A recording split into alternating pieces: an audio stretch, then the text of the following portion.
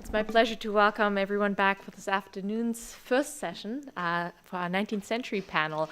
We're going to proceed the way we did this morning. I'm going to introduce each speaker right before they get up to give their presentation, and then we will save questions for a discussion at the end. Our first speaker for this panel is Jonathan Armoza, who equally has a foot in computer science and in the humanities. He has degrees in both computer science and English literature from the University of Maryland, College Park, and the University of Washington in Seattle. Jonathan has traveled around the U.S., working as a software engineer and video game developer, and most recently as a technical consultant for Google in San Francisco. He's interested in digital approaches to 19th century American literature and is currently an English graduate student at McGill University in Montreal, where he works with, is it Stefan? Am I pronouncing it correctly? Stefan Sinclair, Andrew Piper, and Peter Gibian. So please join me in welcoming Jonathan Armoza. All right, well, thank you. Glad that's, well, it was a kind of a perfect segue between Michael's talk and mine, in that I'm going to be talking about boundaries, particularly as they're useful for digital humanistic study. So, to get us started here, David Bly wrote in the Journal of Digital Humanities in 2012, quote, "What does topic modeling have to do with the humanities? Here's the rosy vision. A humanist imagines the kind of hidden structure that she wants to discover and embeds it in a model that generates her archive. The form of the structure is influenced by her theories and knowledge: time and geography, linguistic theory, literary theory, gender, author, politics, culture, history. With the model and the archive in place, she then runs an algorithm to estimate how the imagined hidden structure is realized in actual texts. Finally, she uses those estimates in subsequent study, trying to confirm her theories, forming new theories, and using the discovered structure as a lens for exploration. She discovers that her model falls short in several ways. She revises, and she repeats. I began my topic modeling work with happenstance, and I won't be ashamed in admitting that. Most insights seem to arise from a mixture of experience and fortunate circumstance, particularly in humanities research. I don't think the introduction of the digital or big data has entirely changed that either. My aunt sent me an email with a story by Latham Quarterly's Michel Legros last year, which was about a recently reprinted book on plot construction. Perhaps some of you are familiar with it. It's more complex than the Freytag pyramid we tend to think of when modeling a plot. It's also nothing short of a masterwork, a product of a life's experience with writing and the opportunity to publish that experience in how-to guide form. This book details dozens of overarching plot clauses and character archetypes, well over 1,000 basic human dramatic conflicts, and systematic means of piecing them together to create the skeleton of a story. This is William Wallace Cook's Plotto. And I'll make this available to anyone who wants to take a look at this complex thing later. Cook was a dime novelist based in New York City in the 1920s. And while Plotto is all those things that I just mentioned, it's also him trying to help other novelists write quickly and effectively, and trying to make a buck while doing it. It was never his assumption, though, that his system could produce a full masterpiece or even a piece of pulp fiction. But from his experience with literature, he recognized a set of basic patterns that compose human drama, from which a writer, good or bad, could then flesh out their own story from their own experience, of their own circumstance, and leaping through Cook's enormous plot machine. The only tools they had to move through his book were their own physical bookmarks and his own equally complex tables of contents and indices. I wanted to dwell on that method of researching for a moment before continuing, because I think it relates to the methodology of humanities criticism now, and as it changes with the introduction of digital evidence at larger scales. For some digital humanists, there's a hope that we might somehow recreate at these large scales the serendipity of stumbling across a hitherto unconsidered text or passage of text while looking for something entirely else. Structures of criticism can help here. They are useful, if perspectival, representations of, quote, reality. It's just that sometimes the structure is hidden from the human, sometimes from the computer, and sometimes from both of us. I tend to want to give humans the benefit of the doubt on the text they've constructed, though. Things like chapters, books, paragraphs, compendiums. These are all very important and meaningful delineations, and sometimes they are, yes, normative. But they can provide us support when using digital tools which initially know nothing about those textual boundaries. But it's also important to keep in mind that the observations from a digital tool are based in iterative programmatic assessment. So when you add that type of observation and inference into the mix, structure once considered theorized by a humanist critic, somewhat counterintuitively is told that it throws in its lot with criticism that emphasizes reader response. We're back to hypothesizing structure, and we're looking to confirm old theory or to build another. Plotto sits as a programmatic heuristic from an age before the major advent of computing. The human using Plotto is the computer, and the training data from which that human makes its plot constructing decisions is experience. But seeing as I'm not in the fiction construction business currently, but that I study 19th century American literature, I thought it might be possible to reverse engineer a plot using Plotto, and to take a story and to model it instead. So I like Melville, so I thought I'd try out a story I know very well, Bartleby the Scrivener. Bartleby doesn't have so many obvious internal boundaries. It's a short novella of sorts. I think it has about 2 or 3 explicit, well-defined sections in total. I thought, why not take those Plotto elements that I can identify, think of them as separate texts, and throw them into a topic modeler together. There's some limitations to that I'll get to. But the hidden structure that I'd be attempting to affirm, deny, or explicate would be the author's textual ordering. What would the topic modeler tell me? Could it show plot-like patterns in Melville's writing? Would it just mirror my perception on how the work is structured? A sort of confirmation bias? Cook's plot model contains 3 major elements, all of which compose what he called the master plot. Master plot clauses, conflict situations, and character symbols. And while I don't have time to go into the intricacies of Plotto, here are 2 versions of Bartleby that I came up with, which follow a very literal description of its events and characters. In the first, the text is divided into 3 sections, master plot clauses A, B, and C. A, a person of ideals. B, seeking to test the value of a mysterious communication and becoming involved in weird complexities. And C finally comes to the blank wall of enigma. It's not too bad of a description if you know the story. Working on a configuration of it in conflict situations, things get a bit more complicated. These are drawn from a coded thematic guide with suggestions as to which other conflicts may be more appropriate to lead up to and to follow the current conflict being considered by the plot architect. From an initial 10-topic run through the modeler, mallet, here's what these topics in these Plottoized sections of Bartleby look like. These lists of words may or may not seem to have a relation to one another, are familiar to most of us who use topic modelers. Some of these topics are particularly provocative, though, if you take a look at them. Looking them over, I gave them labels that correspond to thematics I know to exist in the story's plot. When I consider the weights as if they are proportions of each section, here's what the master plot clauses look like as we move through Bartleby from start to finish. Keep in mind that the width of the bars here are not reflective of text length. With some affirmation, the topics that I would think lexically reflect the exposition and conclusion appear to be extant in large proportion in those sections, as is a large chunk in the middle reflective of Bartleby and his function as employee within the lawyer narrator's office. And this makes sense if you look at the text length, actually, because the shorter the length, you're likely to find less topics. This is sort of commonsensical, look over it. But what's most interesting is the striation of the middle section, which seems to identify the components of the lawyer's changing reaction to Bartleby's preference for inaction. When we reconfigure the plot structure to the more variegated conflicts, the topic model varies but slightly, and the predominance of certain of those topics which ostensibly deal with a lawyer's reaction to Bartleby are easier to identify.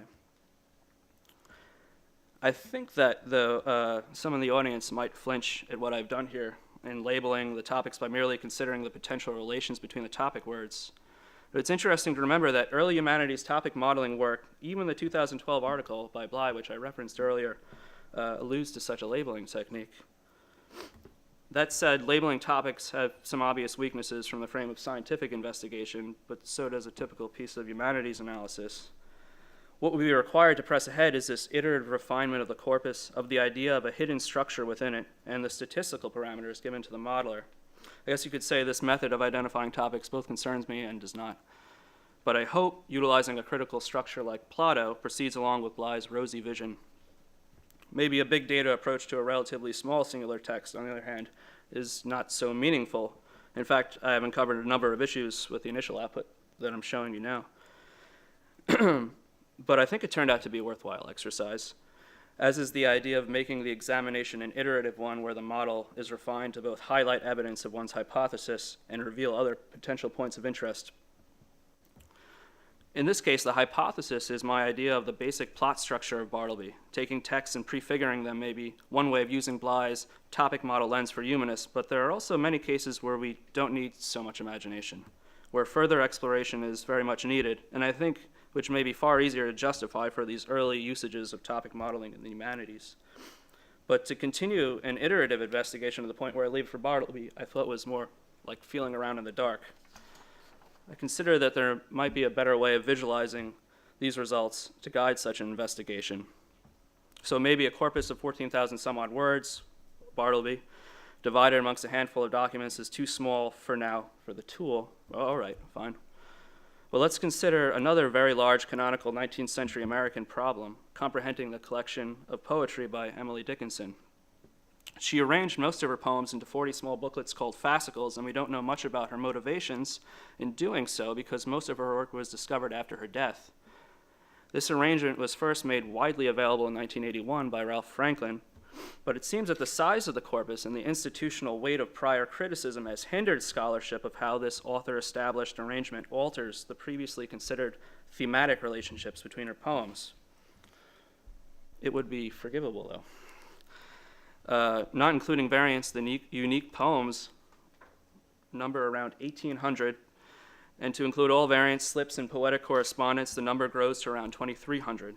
This is not to say that fascicle scholarship is non-existent. In fact, there are some very powerful monographs, which I believe can be instrumental in interpreting topic models of Dickinson's poetry.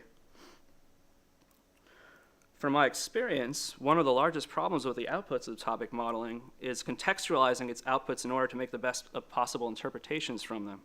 And luckily, I'm a programmer by trade, and luckily Mallet provides us with a set of outputs that can actually help solve this problem of context. I'm currently constructing a visualization of topic modeling outputs that show topics as extant within individual texts and from up on high. What a topic modeler gives us is a set of topic weights for the entire corpus, a set of topic weights for each document, and a key that lists the words that represent each of those topics. However, there's another output I believe to be integral to the humanities' usage of topic modeling, the topic state file. This file matches the individual words of a text to the topics identified. From this information, we can see that documents are not merely bags of words, but rather the locality of the words in a text are acknowledged by the modeler, and that they are sampled for inclusion into topics as each as separate usages, even if that locality is not entirely acknowledged by the algorithm. And by the way, it's my belief that more complex modelers can do so. So what might such a visualization look like? With thanks first to the Dickinson Archive at Harvard for providing TI versions of her work, I've already programmatically generated individual representations of all of her poems and variants, and that show what I would like to call TWIC, or topic words in context, an idea analogous to keywords in context. Here's her poem, Because I Could Not Stop Her Death, for instance, viewed at this individual level, and I hope it's mostly visible. Okay. What's going on here is that we see the original source text, and each color-coded word matches a color-coded topic below, and the topics are listed in order from highest to lowest weight for the poem. This version is still very early on, and there are a number of improvements on the to-do list, including the ability to turn on and off topic visibility, better highlighting of topics and topic words via mouse over. And there are a number of limitations, too, depending on the inputs given the modeler. As David Mimno was kind enough to point out, we're limited by number of colors and the number of colors that the human eye can discern. But I'm hoping there are a few ways to overcome that with additional visual aids. But still, the idea of contextualization is sound, and it allows us to see why topic words might be correlated given their placement in the text. The next step is to give the viewer the ability to seamlessly scale out to multiple levels, some of which we were talking about earlier today. Is it so seamless or not, theoretically? Looking at the corpus from above, we can still see these topic words, but now in context, and they're hopefully still in view. Consider, though, that the topics from such a high level might not be completely viewable. If you can bear with my novice Photoshop skills for a minute, I'll show you a few mock-ups of what's a work in progress so far. So let's say that this is an idealized version of a singular text viewed from afar, and that this is what a text might look like with its topic words highlighted. If we zoom out a bit more, we can still see the topics being highlighted, but the relations between the documents aren't so clear. Why, for instance, are the certain documents clustered in this particular locations? And though topics might be visible as individual pixels, the higher we go, supplemental means of seeing them begin to become necessary. Returning to this high-level view of Dickinson's corpus, it's increasingly impractical to see words from this height, even as individual pixels. But that's not all. Even seeing topic words in context is not entirely enough to relate the full critical ramifications of topic weight and relate the relations of topic weight amongst the documents. Additionally, it could be helpful to also see human-configured structures, either as imagined by the critic, like I showed with Plotto, or as you can see here with Emily Dickinson's fascicle arrangements. This is a somewhat idealized version of what they might look like. If I group her poems into those arrangements myself, I might be able to affirm critical assumptions about relations about the poems within each fascicle, or discover correlations between topic compositions of poems that may point to relations yet to be uncovered. So this is what it might look like just zoomed out a little bit more. So you can see sort of topic composition similarity, which is a metric you can get via mallet as well, and then the fascicle groupings.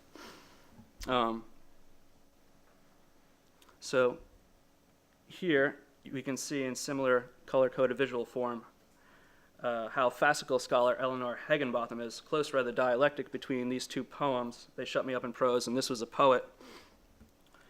They actually sit opposite each other on the same fascicle sheet, but they've traditionally been studied separately. Similar to how a hierarchical topic modeler might function, Heginbotham identifies two antagonistic subjects of criticism playing off each other here. Here you can see the green of Dickinson's analogy between poetry and freedom, confronting the stillness of prose's prison in red by distilling it. Mallet picks up on distill as well, if you're curious, which is kind of interesting. So if we also map such previously established critical relationships like these, we can see how they compare with topic composition and fascicle grouping. And when we looking at the entire corpus, even more patterns may begin to emerge for further close readings of texts. And what about Bartleby and the Plotto structures that I was referring to earlier? Well, a more refined run-through mallet. Here's a look at them, this sort of from afar. As you can see, there's some more visualization work to do. Perhaps lines of tech words that weren't so interesting become lines. Highlighted topic words become pixels that are a little bit easier to discern. But I think, zooming in on this is the first conflict situation in the Plotto form, that you'll agree that with the frame of these hidden structures, there are many more small questions to be asked of this big data. Thank you.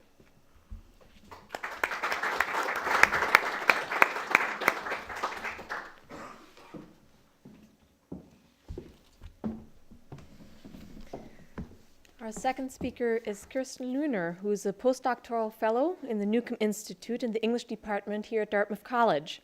She earned her PhD at CU Boulder in 2014. She has published articles on Jane Austen's Mansfield Park, digital text and markup language, and she has an article forthcoming on the comic strip in the 1820s. She's an editor of the Poetess Archive, as well as the Letters of Robert Bloomfield, a Romantic Circles electronic edition.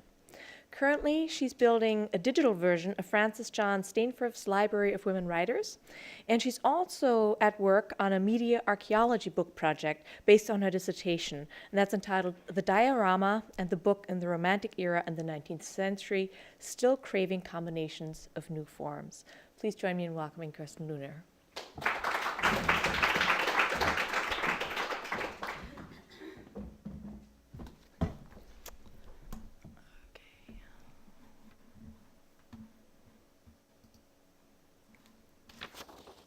Give me 1 second.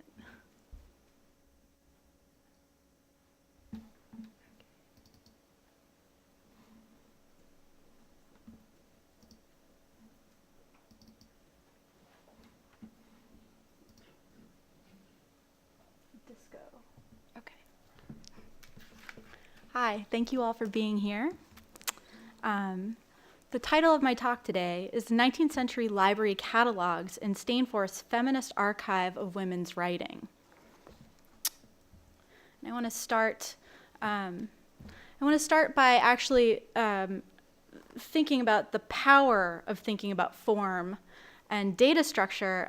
This is drawing on your keynote, Julia, for how that helps us inform our understanding of the data, even and especially forms that at first glance don't seem germane. So today I'll be talking a little bit about the format of stamps, and never in my career as a literary scholar would I have imagined that I'd be studying the form of stamps. So Isaac Disraeli, a 19th century author, said, "There are few things by which we can so well trace the history of the human mind as by a classed catalog with dates of the first publication of books."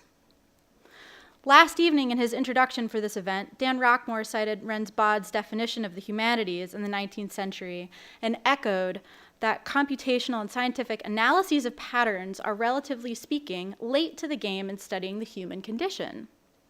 My talk considers one history of the gathering, manipulating, and analysis of data for humanist scholarship in the 19th century that predates computation and originates in the field of bibliography.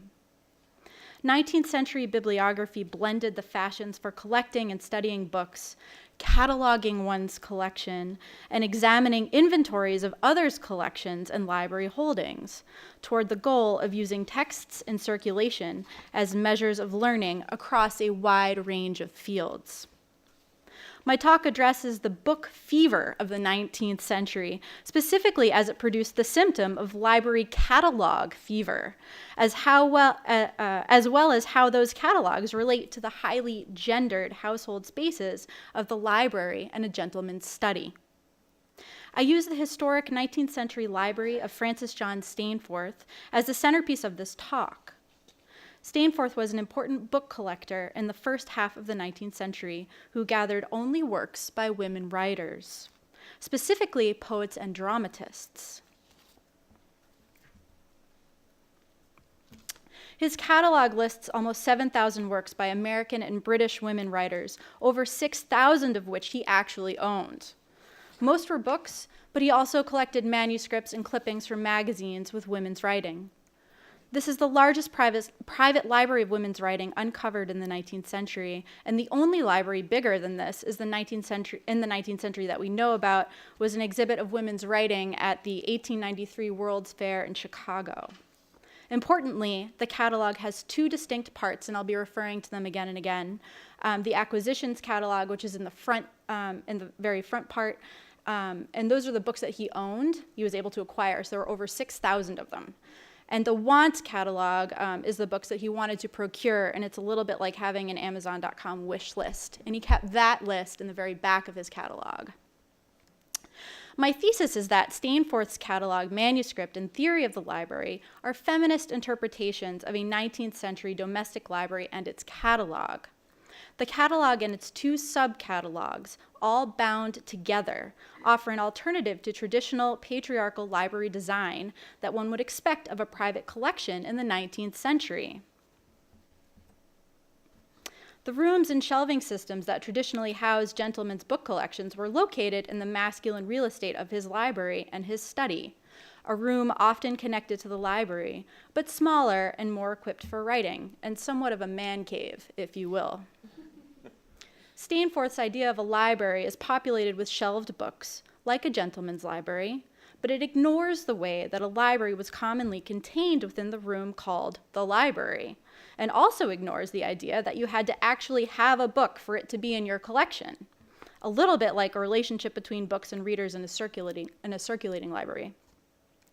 Similarly, Stainforth's idea of the library catalog is also unconventional and expansive. Unlike most library catalogs, his is not a printed and published list of his holdings with titles organized by subject. Instead, the catalog is comprised of 2 subcatalogs bound together in tête bêche, or head-to-toe format, which I will demonstrate shortly.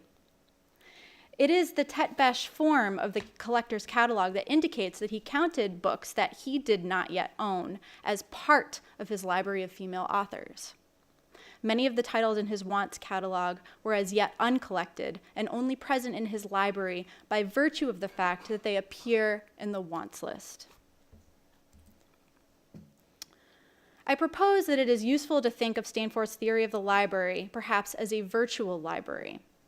Now, here I call to mind the virtual that we understand to live online, but I also want to call on an older definition of the virtual's French etymology, virtuel, meaning something there virtually but not really or actually there, or as Samuel Johnson defined virtuality in 1755, having the efficacy without the material part.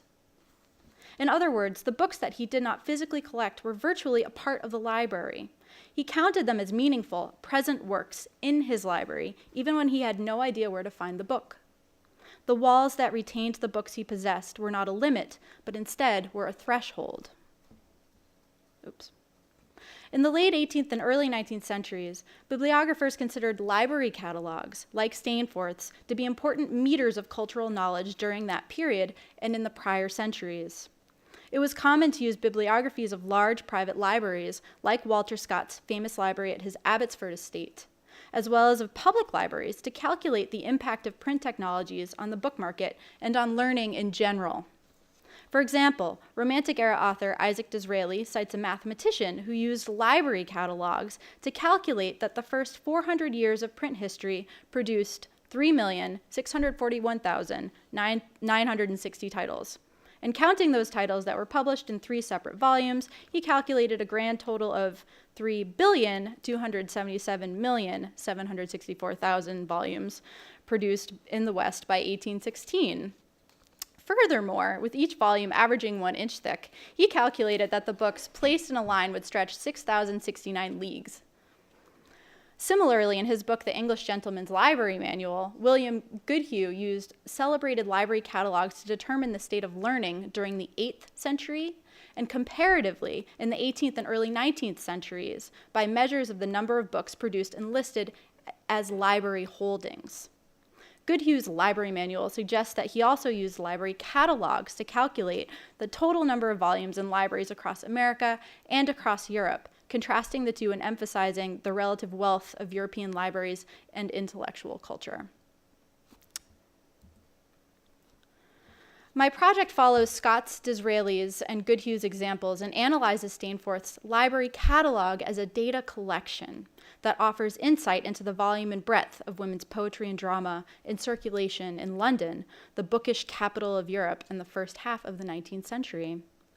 Rightly now, you counter, how can one dude's library comment on the greater repository of women's writing available in London in the 19th century? And I have 2 answers for that. First, Steenforth's collection project was exhaustive, and he was obsessed in a way that few would consider healthy. He aimed to catalog and collect every available author, title, edition of poetry and drama written by women writers until his death in 1866, and after studying him for a year and a half now, I honestly wonder if it wasn't the death of him. He cataloged right up until he died. He did this not only for well-known prolific authors like 17th century English dramatist, poet, and novelist Aphra Behn, of whose corpus he collected 83 titles and editions. He also collected the available works of unsung working-class women poets who did not publish as prolifically as Behn.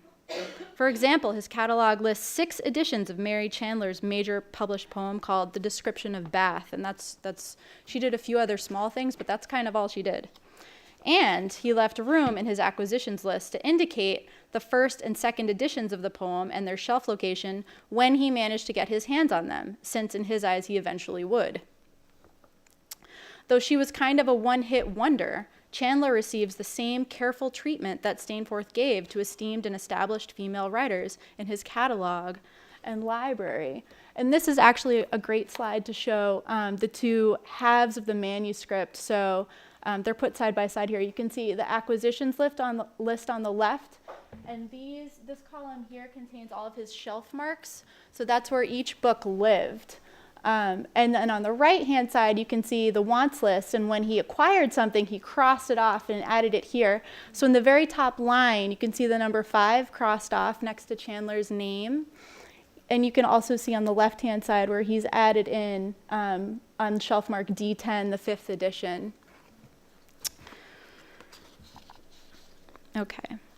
The second reason why we can use Stainforth's catalog as a measure of what verse and plays by women writers circulated in the 19th century is that his conception of a library was, as I said, virtual. His entire library collection coexisted in a complete unit, only in the pages of the catalog in their unique format of the tête bêche, a format that he most likely drew from his considerable expertise in stamp collecting. Of course, he was also a stamp collector. He also collected shells, but I have yet to find a way to tie that into bibliography in any way. So here, and I hope this doesn't hose me, but I'm going to show you a little video that we made of how the tête bêche works. So I'm going to keep talking while, this is the actual catalog. This is his manuscript. So this is a short clip of how the tête bêche catalog works, with its acquisitions catalog on one end and the wants catalog on the other. Stainforth updated both sub-catalogs until his death, and in just a moment you'll see Michael, my colleague in special collections, flip the book over to show you the head to toe, so that you can see the wants in the back. It was like an Indiana Jones moment when we discovered this. We kind of leapt for joy in special collections. We made way too much noise. Unlike printed and therefore static library catalogs that were popular to produce and buy, Stainforth's manuscript catalog was a dynamic textual representation of his library, constantly changing as his knowledge of the book market grew and his collection increased. When he acquired a book from his wants catalog, he crossed it off and added it to the acquisitions catalog, which was conveniently attached by the same spine when flipped on its back. So let's see if I can get back to the PowerPoint now. Do we have to? Oh, yeah. Nice. Okay. While it's possible that Stainforth crafted his catalog tête bêche to save paper or just to stay organized, since he loved to do that, this format had special significance as it relates to stamp collecting, and Stainforth would certainly have been familiar with it. The Stamp Collector's Magazine describes this principle to beginner collectors as a valuable printing error. Here I quote, "Produced by the insertion of one of the casts wrong side up in the frame, so that relatively to the surrounding stamps, the stamp is upside down. In order to show this accidental variety, it is necessary that the tête bêche should be preserved by the side of its neighbor. The two stamps should be cut out together from the sheet, and of course must not be separated from each other, or the wonder ceases. For the tête bêche derives its value simply from the position in which it lies relative to the other stamps." End quote. Stainforth would have known about the famous series of stamp printing errors in France between 1849 and 1866 that introduced hundreds of thousands of tête bêche stamps, some of which appear in a catalog that he helped to compile. So thinking about Stainforth's application of the tête bêche stamp format to his catalog, it assigns extra value to what at first looks like a mistake or a haphazard choice: the upside-down relationship of the acquisitions and wants lists. As the magazine quote emphasizes, the value of the tête bêche resides in keeping the perforation between a pair of inverted stamps and treating it more like a book spine than joined leaves. Or like a book spine that joins leaves, because with no right side up print, there's no way to see the inverted orientation of the rare neighbor. This is to remark that for the Stainforth catalog, the tête bêche conjoining the acquisitions and wants lists augments the value of the wants list by making it, indisputably, part of Stainforth's catalog and library. Of course, the items in the wants list were proven to be rare, and if Stainforth couldn't find them, they really were indeed rare. Rare, more valuable, and a prize to collect, just as when one finds tête bêche stamps, inverted treasures, adjacent to their run-of-the-mill right-side-up mates. Furthermore, and crucially, the value of the pair of subcatalogs increases, since the acquisitions and wants lists are part of a rare couple. The entire library catalog, a feminist project, I argue, works to convey an expansive and virtual notion of the library that thanks to the TET-BASH format, values a library collection both present and at large, material and sometimes purely intellectual and imagined, still in circulation, and that redefines collector and archive beyond the architecture and normative scope of a gentleman's domestic library. When Stainsforth died in 1866, probably from collecting too much, the auctioneers Sotheby, Wilkinson, and Hodge took possession of his library and prepared it for sale. They dismantled his monumental archival effort and created yet another catalog of the library's holdings, the auction catalog. Sotheby's catalog finally enabled a print version of the catalog to circulate, and it brought some attention to Stainsforth's library while it concurrently sold it to pieces. It is counterintuitive that a catalog made to sell off a library to a host of separate buyers actually helps preserve the virtual life of the library as a collection. No idea.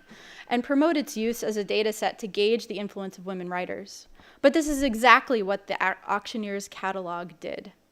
The auction catalog was very different from the manuscript catalog in many ways, but the trait that I want to focus on is how its lot numbers turned Stainsforth's dynamic manuscript that recorded the process of collecting into a static, quantifiable record of the library.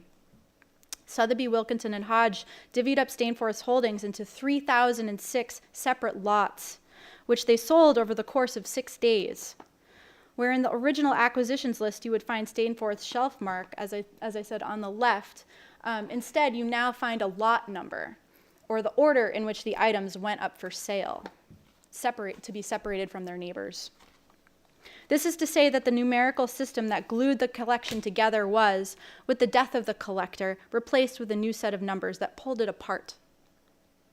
Though the catalog could only advertise its material items, it also maintained Stainsforth's conception of a library as virtual, not bound by a gentleman's library walls.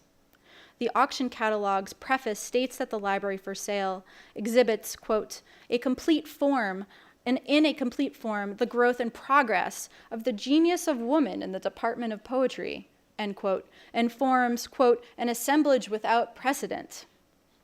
Of course, advertising the collection as vast and complete was advantageous for the auctioneers and attracting buyers, though they didn't have those works in the want list to sell.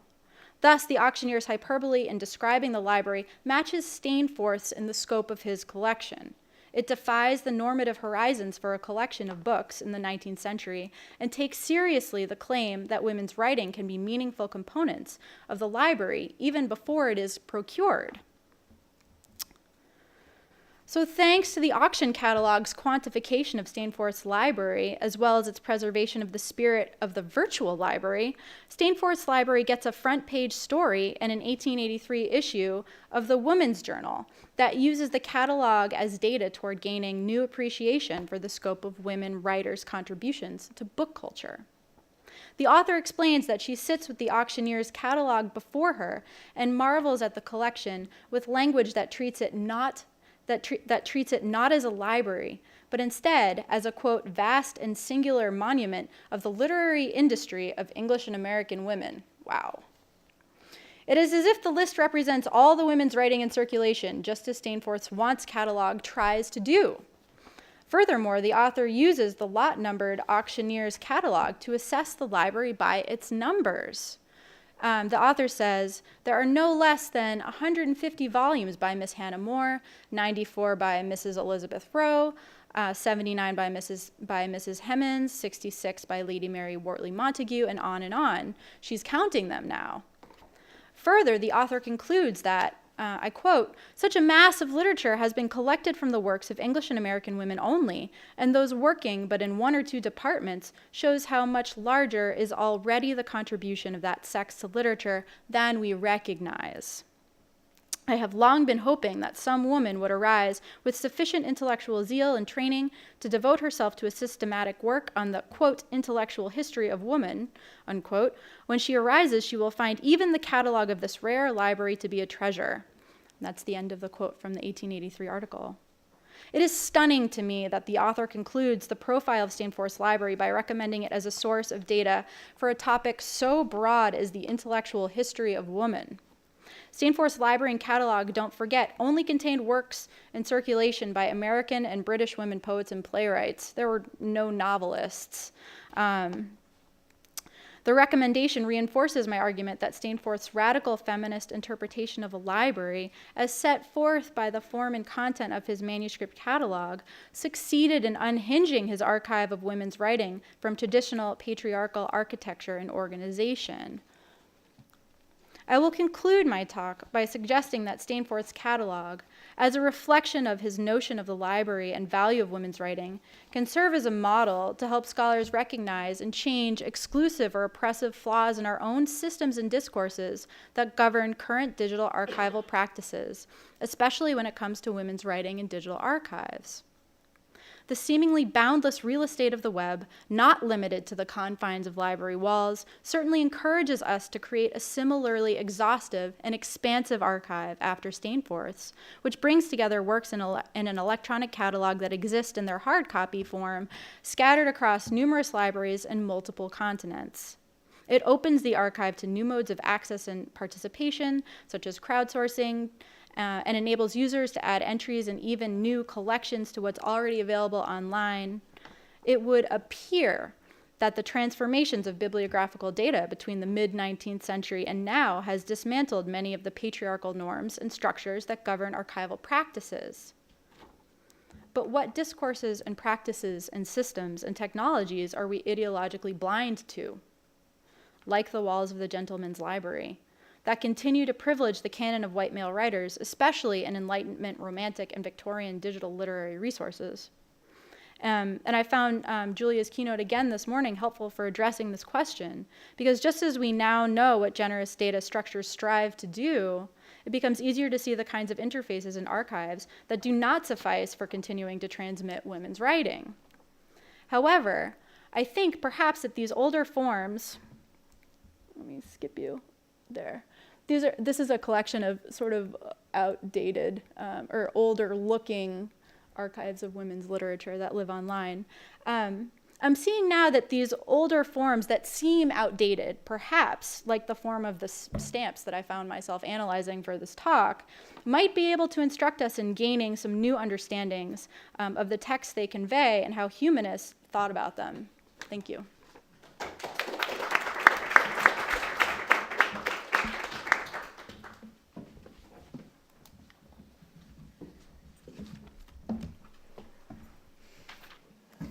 Our next speaker is Alan Rydell, who's a postdoctoral fellow at the Newcomb Institute for Computational Science and actually at the Leslie Center for the Humanities at Dartmouth College. We were able to jointly cross-appoint him between our two centers. He received his PhD from the program in literature at Duke University in 2013.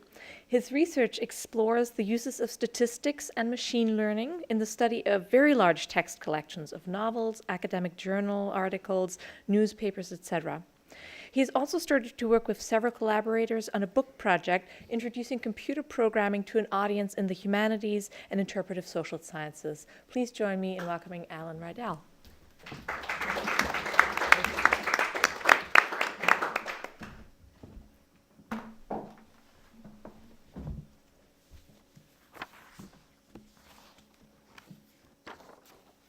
See.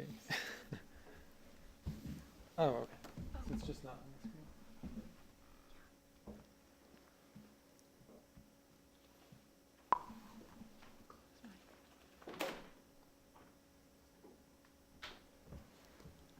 Okay.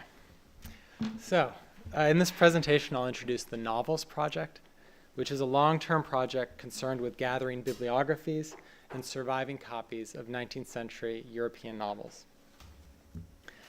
After that, I want to offer a reflection on several arguments addressing the question of what place, if any, quantitative methods and data-intensive research have in literary studies and the humanities generally.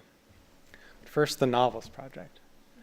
So, given how many manuscripts and scholarly articles have been devoted to the 19th century novel, it's disappointing to discover how much we don't know about the history of publishing in the 19th century. Nobody can tell you how many novels were published in France in the 19th century. Nobody can tell you how many novels were published in Britain in, say, 1842. We don't know how many writers pursued careers as novelists, nor do we know how publishers and sellers of literature operated. We don't know how much of what was produced found a readership. It's the lack of this essential information that prompted John Sutherland, a towering figure in the history of British literature, to lament a hole at the center of literary sociology, or historical literary sociology. To me, a signal piece of evidence that the history of the novel is incomplete is that we lack bibliographies for 19th century novels. Forget about digitizations or scans. We don't even have lists of titles. Yet we need these lists. Without them, we can't gather comprehensive or representative samples of 19th century novels. And without such samples, we can't check the validity of characterizations about novelistic production at a time or over time. Consider the following claims: that male novelists displaced women novelists in relative terms after 1840, and that the Gothic novel declined in popularity across Europe after 1810. Neither of these claims can be checked without a representative sample of novelistic production. And when I say we, I have in mind the quantitatively inclined historians and sociologists who are persuaded that it's a good thing to check one's claims against observed data. I think we're all familiar with the perils of biased samples. We know that if we want to assess the popularity of specific social or economic policies among the American electorate, we would be advised to use a random sample and not to base our conclusions on a sample of people we run into on the Dartmouth Green or students in one of the Dartmouth fraternity houses. Similarly, it would be wise not to assess novelistic production in the British Isles in the 18 teens on the basis of Pride and Prejudice and Northanger Abbey. So this is the background for the Novels Project, which focuses on gathering existing bibliographies into machine-readable form, and when we do have comprehensive bibliographies, like this one, assembling a representative sample of digitizations with OCR text. Until recently, the focus has been on the British novel, but recently I've started working with bibliographies on novels published in German and Swedish. So the centerpiece of the project is, or will be shortly, a random sample of 100 novels published in the British Isles between 1800 and 1836. This is a period for which we do have a comprehensive bibliography. Of the 100 randomly selected novels, only one does not survive into a library collection somewhere in the world. This, I think, is it's good news. And moreover, about 60% of the novels already have digitizations readily available. Of the remaining novels, these are novels that don't have digitizations but do survive into library collections. I've found that getting scans of these novels is difficult, but it's not impossible. For example, this is one of the novels that did not have digitization until very recently, which is Zulma by Madame de Staël. And it turns out that there's a copy in Dartmouth's library, in the general circulation, no less. And it's now in special. So with Laura's help, we were able to scan this novel, and my sense is that this kind of thing is increasingly happening at libraries across the United States and across the world as scholars are interested in a work, and if you're lucky, there's one of these in your library. There's 5 of them at the Boston Public Library, and there's these things. Book scanners are now becoming, well, I hope are becoming more widely available. So this project, I think, is eminently is feasible now in a way it wasn't feasible 5 years ago, let alone 10 years ago. I'll briefly mention 2 more reasons why I think we might want a representative sample of the European novel. One application I can imagine attracting attention is comparing the works of interest to the background of literary production. To the extent that we believe certain novels are worth our attention. These are novels that are the topics of academic articles, novels which appear frequently in university courses. To the extent that we believe those novels are exceptional in some way, having a random sample would allow us to reconstruct the background literary field in which these works came to prominence. Perhaps we suspect that the quality and style of Jane Austen or Victor Hugo with respect to their peers was remarkable, or qualitatively. Now we could be able to check this quantitatively with a representative sample. Another possible application is the detection of text reuse. Authors have been known to copy or paraphrase sentences from other authors. With a large enough random sample, we would be in a position to automatically detect such copying, including, one hopes, in places where it wasn't previously known. So, let's see, I don't even have the time. So in the interest of time, I could talk about this more, and I have more slides about dealing with OCR problems. But I did want to take this opportunity to address the more general debate about what place, if any, does data-intensive research have in the humanities. So this is, to put it a little bit polemically, a summary of the arguments, or synthesis of the arguments for and against big data in the humanities. Of course, when I talk about this, I'll make my arguments or my synthesis rather general, but I do have in mind the big data projects in quantitative literary history and sociology of culture. I hope that most of what I say will be relevant for debates about the desirability of data-intensive research in musicology and art history as well. So it's a matter of some debate whether using quantitative methods from natural and social sciences and the humanities is a good idea. The proposition that there is much to learn from the social sciences and natural sciences was memorably advanced by Franco Moretti in Graphs, Maps, and Trees. And it's a proposition that has encountered far more resistance than acceptance in the United States. On the other hand, the suggestion seems to persist, as this conference is some evidence of. What might warrant an interest in quantitative methods in the humanities? I think there are two broad justifications. The first is pragmatic, and the second is, for lack of a better word, epistemic. The first justification is that quantitative analysis makes visible what would otherwise be hidden.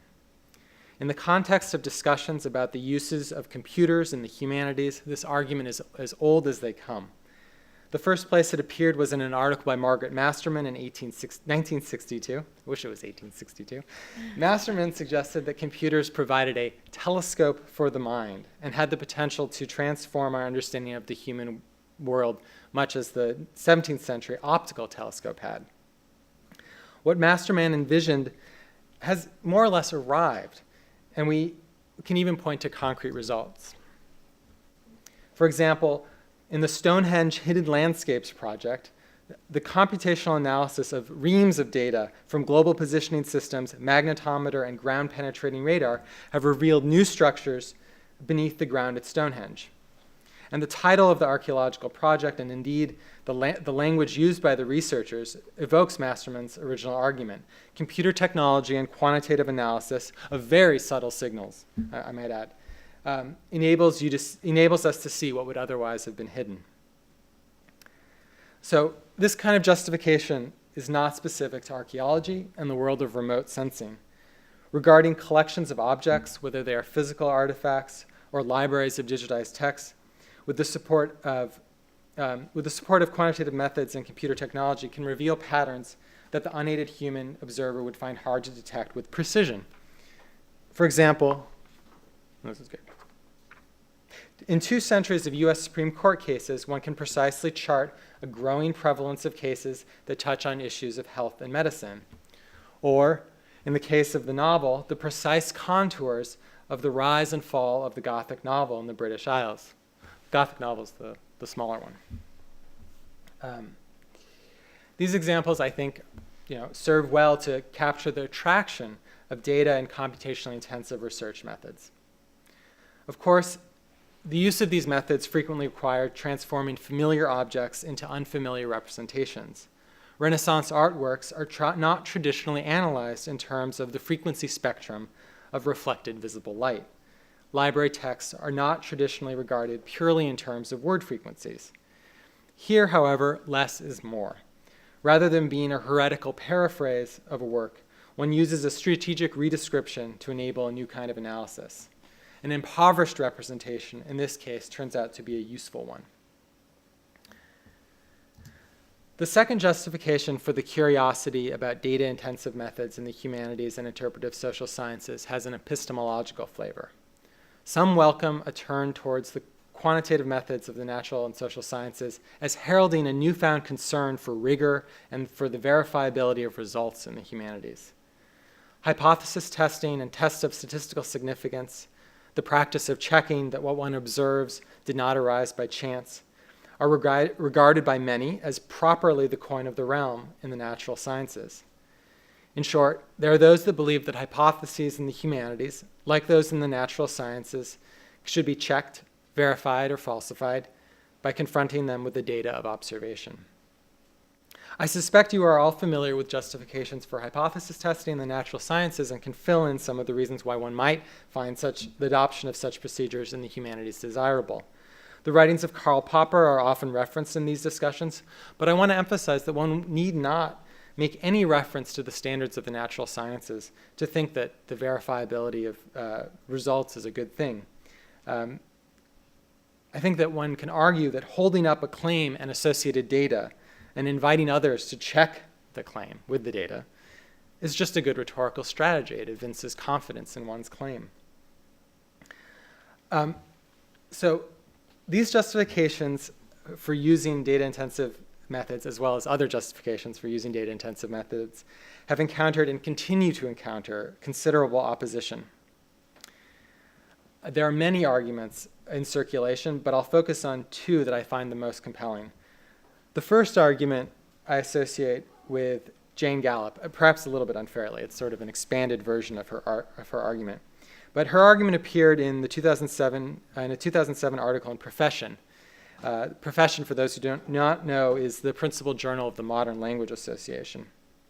And the second argument against, sort of cautioning against the use of quantitative methods, emphasizes cases where the adoption of quantitative methods in the social sciences has not ended particularly well. Okay, so first, Jane Gallup. In Profession, Gallup identifies close reading, the careful attention to individual texts, as the defining method of literary studies, and cautions scholars against spreading themselves too thin by adopting other methods. She expresses the concern that neglecting close reading and borrowing methods from other disciplines, in particular the methods of historians, risks compromising the distinctive contribution of literary studies and risks, moreover, generating second-rate scholarship. The risk one takes, Gallup argues, is of falling into a position of permanent methodological inferiority, which, to her eyes, looks a lot like disciplinary suicide. Those are her words. Disciplinary suicide is her word, phrase. So in the context of the present discussion, then, if disciplines where close reading is important and attention to detail valued, borrowing too much from the methods of others' disciplines, one risks losing one of the rationales for a discipline's existence. In essence, I think Gallup is making a real practical point. Specialization has benefits. Division of labor is valuable. While transdisciplinarity sounds nice in theory, in practice there are significant barriers and dangers. There is, as Gallup mentions, the risk of producing second-rate scholarship by the standards of the discipline whose methods you are borrowing, and probably by your own discipline standards. And it's hard to imagine how one could avoid this outcome, since it's not as if one can double the length of graduate education so that students can become sufficiently trained in the methods of more than one discipline. In short, it might be that the practical and logistical costs involved in genuinely understanding and applying quantitative methods are simply too high. And while it's tempting to dismiss Gallup's concern as a recipe for the maintenance of the institutional status quo, it's important to remember that even though disciplines do emerge and change over time, they do so in particular institutional contexts. We're all familiar with disciplines that gained departmental footholds after World War II, such as area studies, comparative literature, and statistics, to name three. The expansion of graduate education after the World War II was a period during which it was natural to see the creation of new specializations and new disciplines. Today, when the number of students enrolling in humanities courses continues to decline even after the official end of the recession that began in 2008, things look different. It might not be the best time for innovation and experimentation. The risks are too high and the benefits too uncertain, or so an elaborated version of a Gallup's argument would go. The second argument against the use of quantitative methods in the humanities takes a very different approach. In the United States in particular, we have a considerable amount of evidence of what happens when disciplines that used to be largely interpretive start using quantitative methods and procedures from the natural sciences. One thinks of fields such as political science, psychology, and economics. Again, with special attention to how these fields operate in the United States, since it's quite different elsewhere. A casual observer of recent events in these fields might well conclude that these fields, in their adoption of quantitative and mathematical models from the natural sciences, should serve as cautionary tales. Social psychology provides the best example of a field in crisis precisely because of a concern with the methods and standards of the natural sciences. The field is currently in the midst of a replication crisis, which took off after a famous, widely cited 2008 study was not replicated in an independent attempt. That replication in turn prompted many researchers to plan replication experiments of their own, of additional experiments. And there's now, I think it's fair to say, significant concern among social psychologists that many widely cited experiments will not be successfully replicated. The reasons that they believe this, or that this is a widespread sentiment, is that everybody is aware of institutional incentives to publish positive results, and these incentives create conditions that lead to many fluke results emerging. These conditions and incentives are so familiar that they have their own monikers. One hears of p-value hunting, the file drawer effect, and researcher degrees of freedom. Social psychology is only the most visible discipline in this regard. For example, in late August, a study demonstrated the seriousness of the file drawer effect in political science survey research in the United States. The file drawer effect is where a researcher keeps trying experiments, or more often just permutations on regressions, until one finds a significant relationship, and then one publishes that. In short, I think many people suspect that political science would have its own replication crisis if political science experiments were as easily replicated as social psychology experiments. I don't think I'm stating this too strongly, but feel free to challenge me on this. In short, I don't think one has to look far for reasons to be uneasy about the proposition that the humanities has something to learn from the quantitative social sciences, which are naturally the closest, what one would be looking to, I think, first, before the natural sciences. So I think that these two arguments, the first by Jane Gallup, or I'm associating with Jane Gallup, and the second that I've just outlined are quite strong.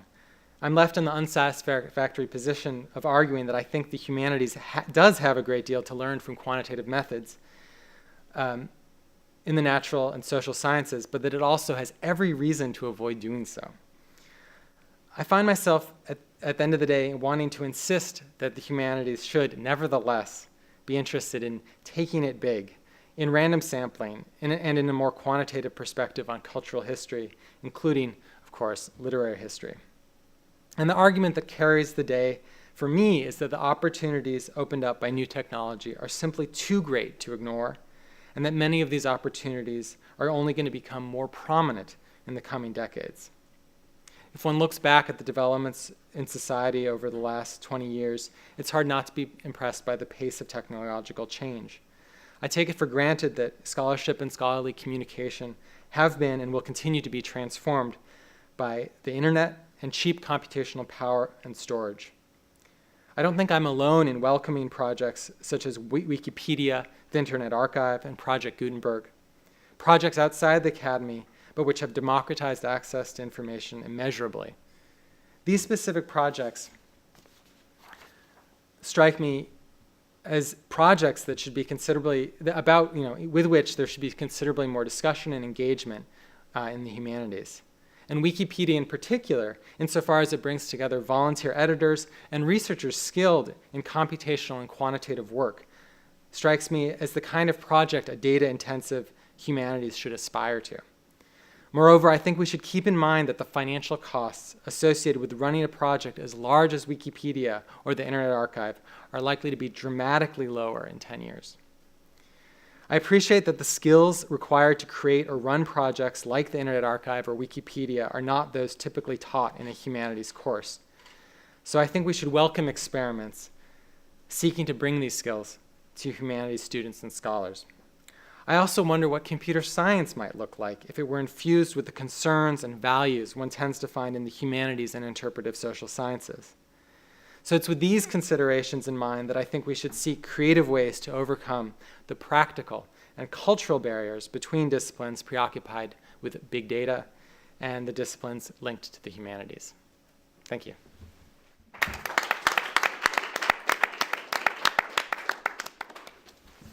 We have time for some questions.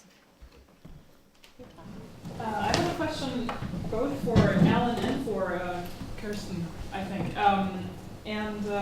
It has to do with the role that the physical material form of the novel, the physical book form of the novel in the 19th century has, which role that plays in your projects. I was wondering, especially regarding Alan's project, a lot of, at least in the German scene, a lot of the novels that circulated never made the leap to book form. They appeared in journals or in small booklets, and you had to buy a whole series of them or a bunch of them. And what we call a novel, something bound between two covers and in one volume, or at least in a firm volume, was not necessarily what was most widely read. So I wonder to which extent that plays a role in your project when you try to put together a random sample or a comprehensive bibliography.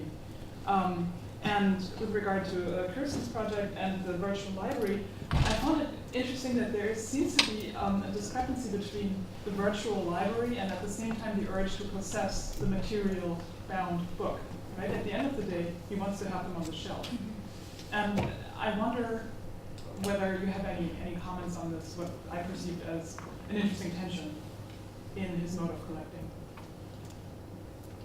Oh, okay. I can. Well, I can speak to Stainforth first. So first of all, he wasn't interested in novels. Right. I've not, I'm not. I haven't been able to uncover exactly why. We have a lot of theories. One is that there were so many different kinds of formats of the novel out there that he couldn't make a complete collection, and that really got under his skin. So maybe he decided to just stay away from novels altogether because he could never do it. Another suggestion was that, the Aristotelian genres are drama and poetry, and, novels don't fit.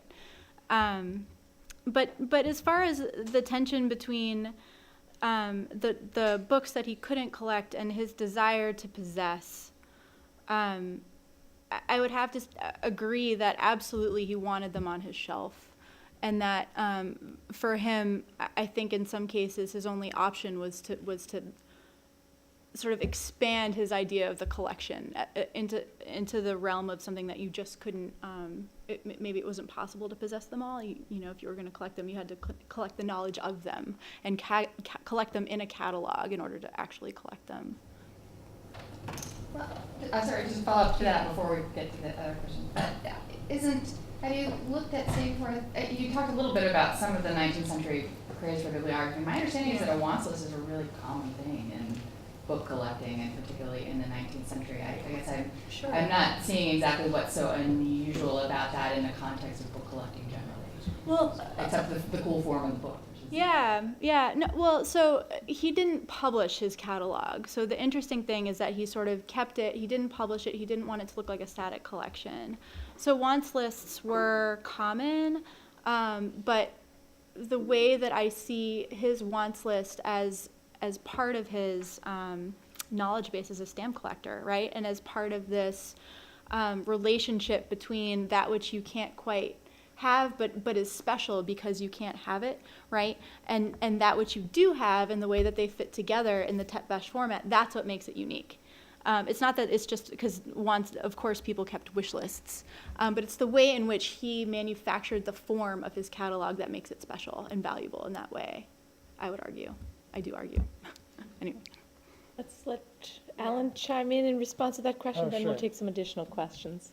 Yeah, so the question of the serializations, I think it's clear that a lot of them, a lot of serializations do end up published as novels. And I think essentially some of the bibliographies do these, they're parallel bibliographies, so they'll record where it was serialized and then if it was published. So that's really valuable.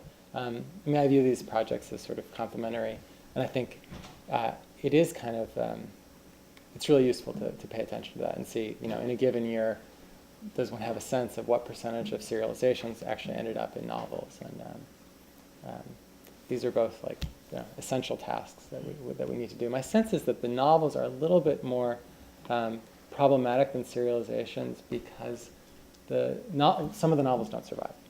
Whereas I think we kind of have well, it seems like we have a lot of the serializations, and there were just more copies. So I think that's one of the reasons I've focused on the novels. It was just more from the standpoint of what the masses really read. If you want to, Yes. You got to have what was Yes. really. So that's a really good point. So this is really it's hard to say what's going on here with when one really looks at novels, since we don't have.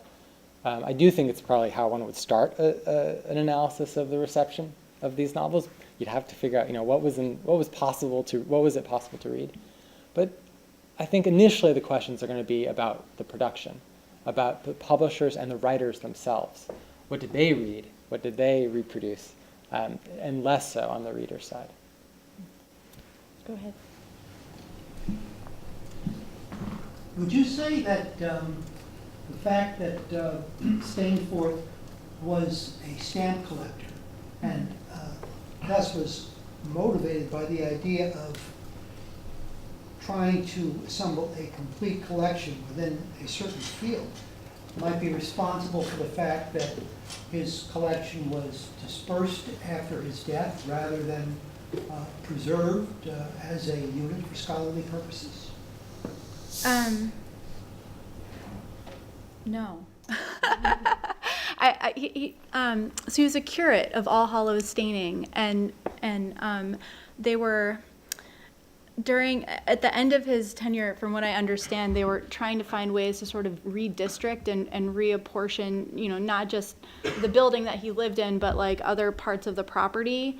And so I think that he didn't have an heir to give his collection to, and his real estate was disappearing from underneath his feet. So I think that's how his collection got dispersed.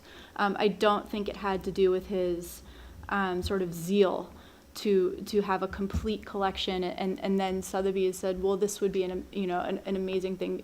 They definitely benefited from the fact that it was a near complete collection, and they took full advantage of that. And you can see that in their preface and description of the collection at the sale.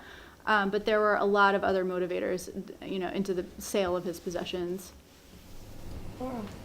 One thing I think is really interesting that ties the three talks together is something very characteristic that we think about the 19th century, right? That people were, and this here is a huge generalization, this sort of key to all mythologies aspect, that people were interested in these kind of totalizing models, right? So you have, even though it sounds like Plotto was written in the 20th century, right? Is that, right. Which also made me think of the Arne Thompson tale Sure. type, right?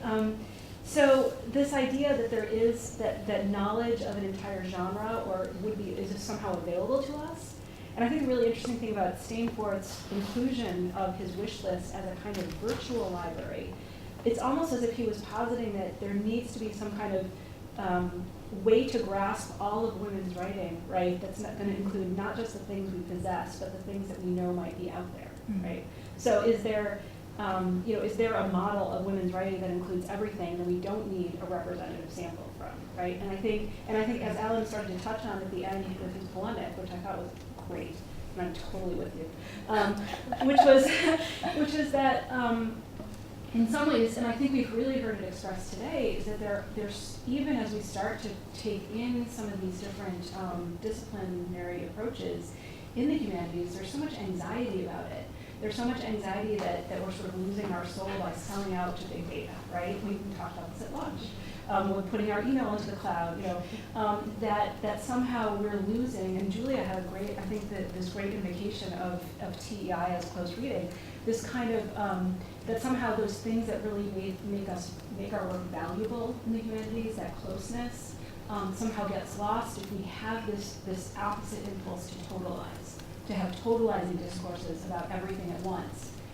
So that distant reading somehow pulls us away of this desire to know everything rather than just the one or two little things. I don't know if that's something it's not really a question, but I'd be interested if you think that's a way of pulling you together.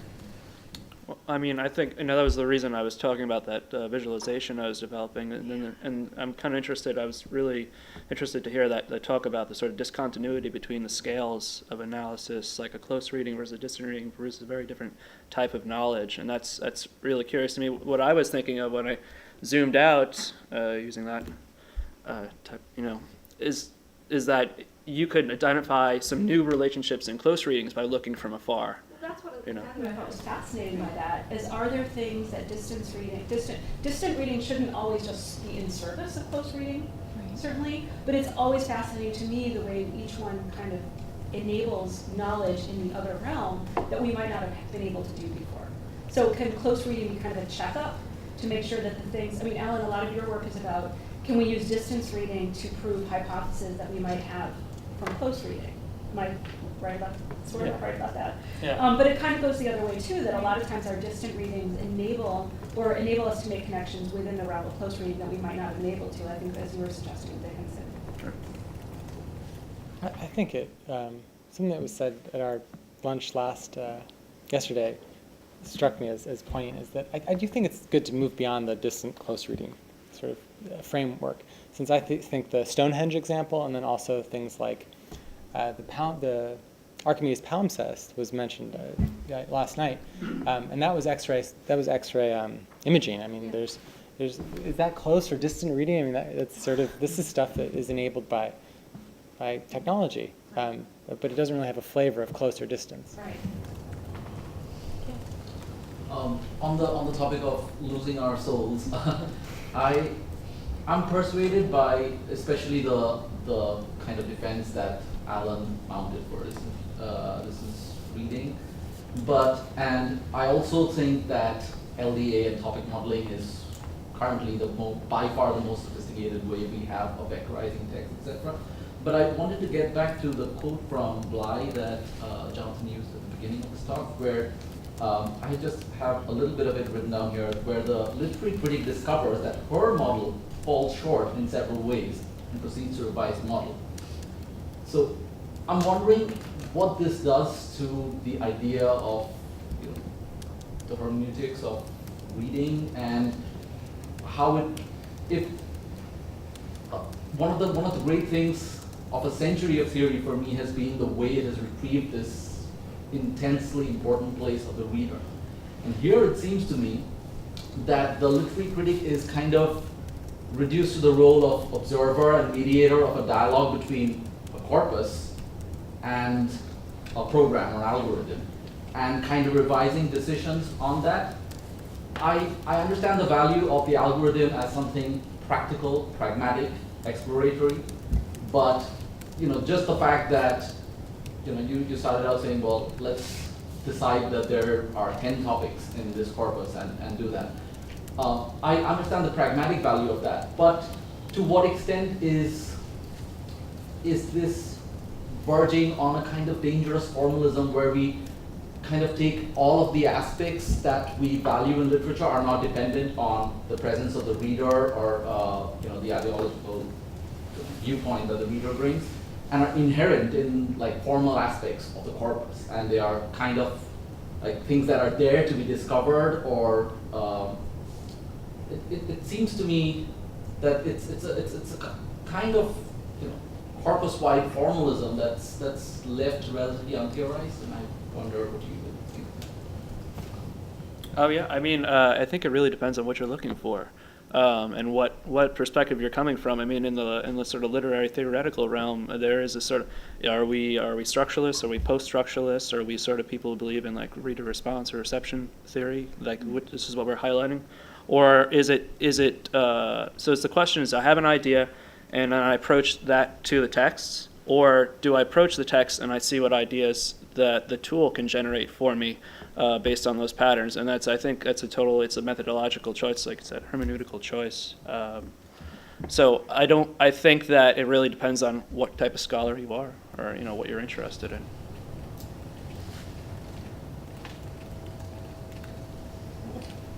I wanted to ask about the Stainsworth library, which is totally fascinating. I wanted to see, so your argument is that it's a feminist active black-leaning organization. I just wanted to offer an alternative reading and see how you think about it, which is that, I don't know, I was reminded a little of Mitt Romney's Binder Full of Women, which is just to say that you can think of all kinds of pathological or dominative ways of collecting that could equally well motivate a collection like this. So I wonder, do you have from Stainsworth, does he give any explicit written account of his motivation so that we know that it's a feminist act, right? Or do we have some evidence that it's a feminist act and not a weird kind of desire to collect all of them and have them mastered in your library in some way and respect to women? I've thought about that quite a bit, and it's something that I am always looking for evidence for, right? And so I did find one. He doesn't have any sort of like artist statement about how his methodology for collecting, but I did find in one random source I was reading of a bookseller reporting Stainsworth coming to visit him and asking, "Do you have any women for me?" And it's weird, but it's not enough for me to say that his project can't also be thought of as a feminist project. Still, he is exploding the idea of the library, right? Especially the gentleman's library, because he would have been in the position of collecting a private gentleman's library. So he's not doing that. But there is also potentially and simultaneously a Silence of the Lambs sort of alternative way to read it. And I don't have enough evidence to say if there's any truth to that whatsoever. But you can indeed skew it as creepy if you think long and hard about it. Was he married, have daughters, or anything like that? There's no information on this guy, and so that's part of my research is trying to dig him out from wherever he is, figuratively. But so I don't know. I'll let you know when I do. Any other questions? I just had a question for Alan. Really two questions. So number one, I had reporting your talk on Twitter, and somebody asked about the random sample. I saw you showed a title of a bibliography, but could you say just a little bit more about how you derived the random sample of 100 books, and were they English language books only, or? Sure. So there's there's I missed the title. on the website you can see that it describes how you do it. But basically you have so this monster bibliography of Peter Garside, James Raven, and Schuerling they have a list of every of every novel published. It starts a little bit early, but I focus on 1800 to 1836. And they really, one has a sense that it's everything. I mean, there's little reports of, they have these updates, these errata. It's like, we found this book that was published on the Isle of Man. Let's make sure that gets in there. I mean, it's really, one has the sense. English only? It's British novel. It's British Isles. Novels, Yeah. Right. So you're taking a So- couple of British novels, but your project as a whole is focusing on novels in England. Correct. But yeah, and then, so there are a few cases, and it's true for German. We have like a 15-year period of German, sort of German language novels where we have probably 90% of all novels. So there's another case where the next stage would be to do a random sample of that. Then you can start comparing. We do. It's important to mention that the American novel is actually. We do have a comprehensive. We don't have a random sample. We have pretty much a scan of every novel published in a 25-year period. This is the right the right collection. And then the right bibliography is, I think people think, is pretty much comprehensive, and that covers the whole of the 19th century. But there again, you don't have that many novels, so it's easier. All right, we will pause there. We're going to have a break for coffee. We will reconvene at 3 o'clock, but please, before we go, join me in thanking our panelists.